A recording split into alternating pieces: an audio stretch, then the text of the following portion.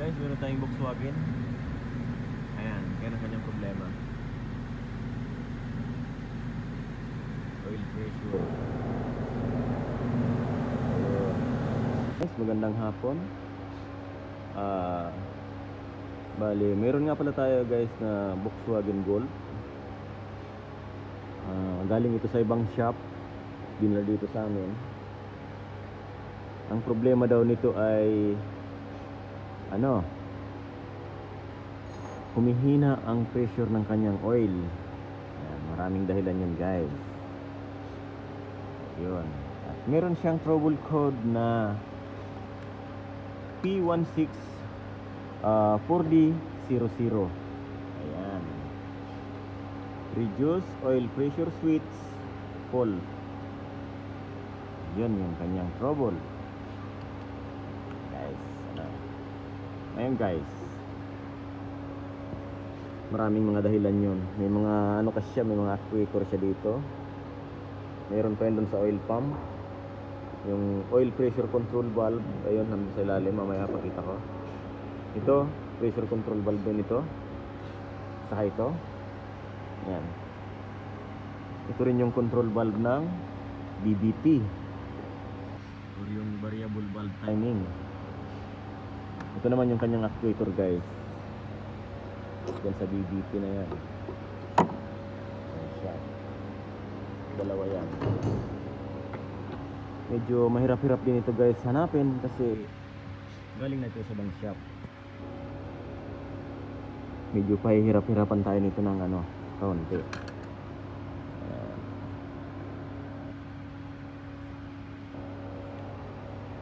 Okay. And guys, tinatanggal na pala ito ni Mr. Sirap. Yan. Dahil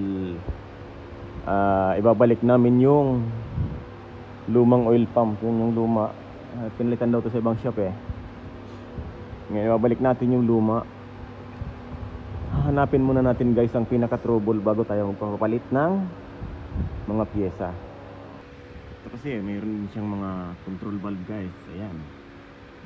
Ito naman, actuator din ito. Control valve din ito guys. Naka-solenoid siya. Wala siya, open it. Open it.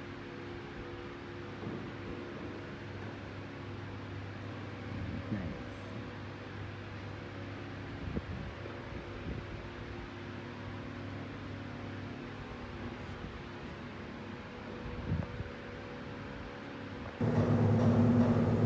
Medyo mahirap-hirap to guys hanapin kasi bagong gawa.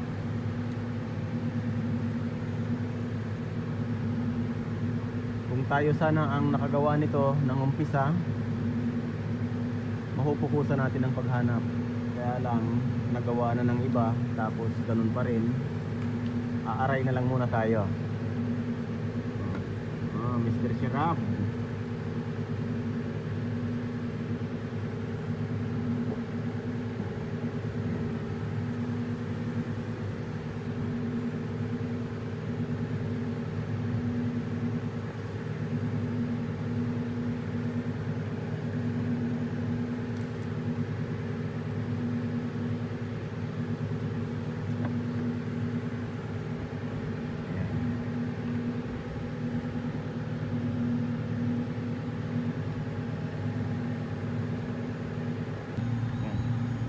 Dito guys, yung solenoid na ito or actuator. Ayan, tinanggal na natin. Malinis din. Check muna natin to sa taas.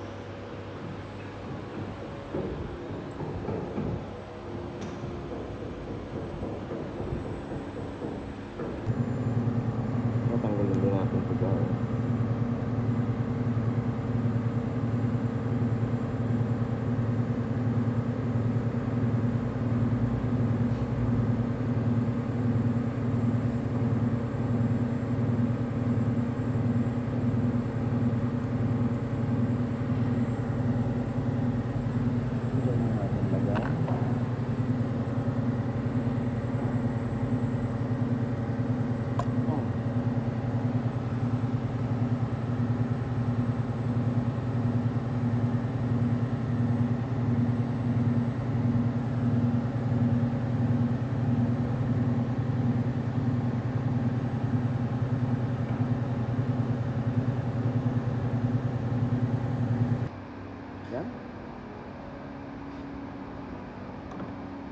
tinesting ko nga pala ito guys, yung kanyang mga solenoid ay gumagana naman.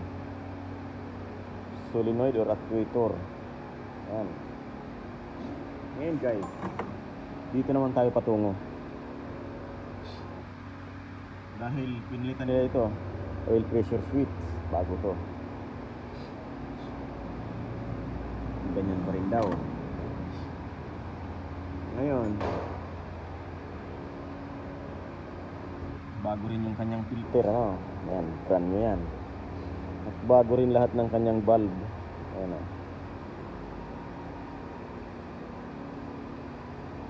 Mayroon talaga itong sakit na kailangan nating intindihin.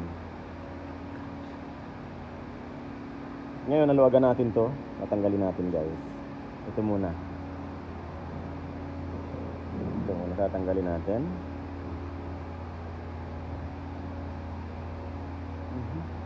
Baliktad.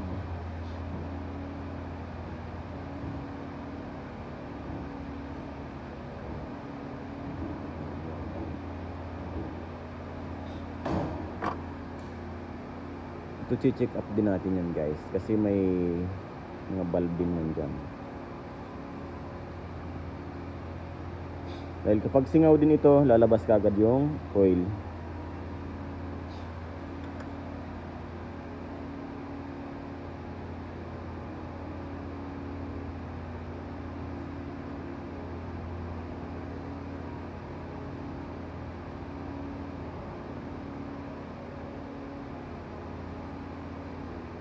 Ito yung pinakamahirap, troubleshooting.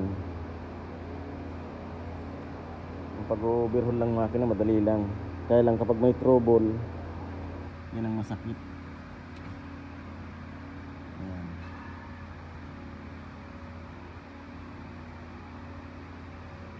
Ito guys, ayan, itinutulak yan ang actuator nya. Ito yung BBT actuator. Ayan, itinutulak niyan. Sisipa yan dito. Ayan, ayan. Tinutulak yung pin na yan.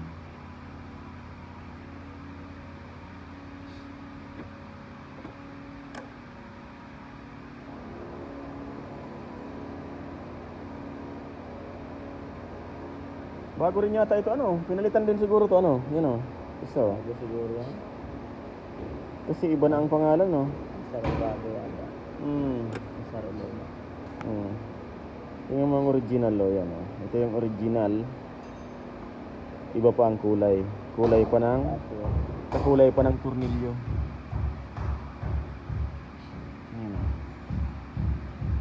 Kulay pa siya ng tornilyo. Ito yung pinalitan din nata.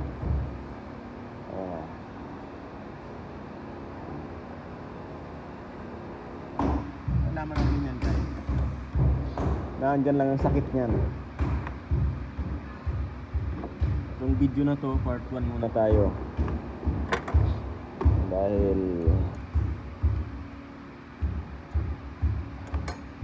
susundan natin ito lahat. At pag wala pa rin guys, ibababa natin ang makina. Baka may singaw siya sa main bearing.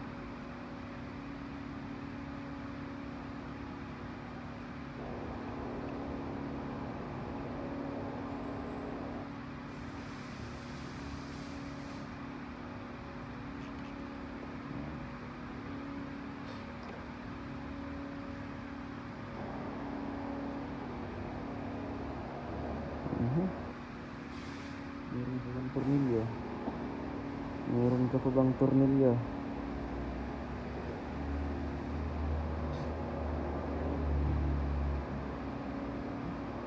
Wala na.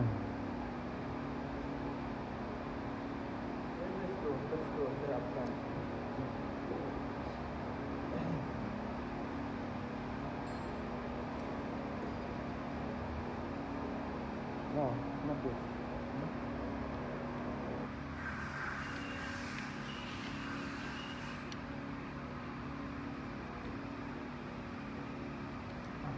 Wait.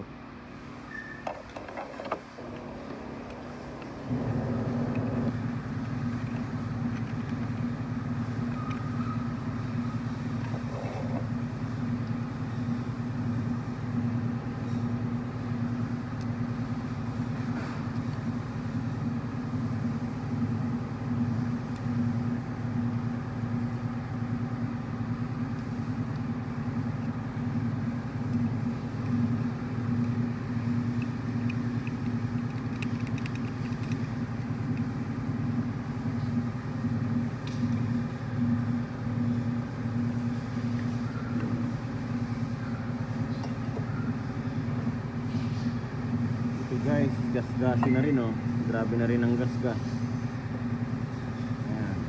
Pipikapin din natin yan. Lahat yan guys. Pati itong kanyang BBT. Yung variable valve timing, tatanggalin din natin yan guys. Pipikapin natin sa loob.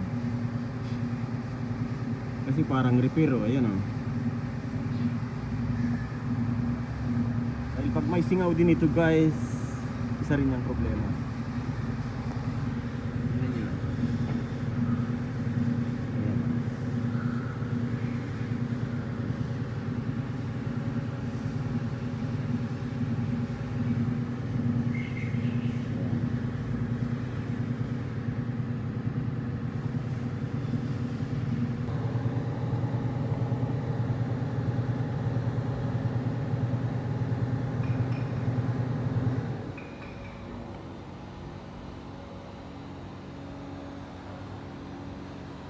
Ito kasi guys, ano na to, galing na ito sa intake. Yan, lahat yan galing sa intake. Nakadire-diretso na yan dyan. Ayan. Tapos ito naman, dire-diretso ito papunta doon sa crankcase. Ito, ayan, napakita ko mamaya.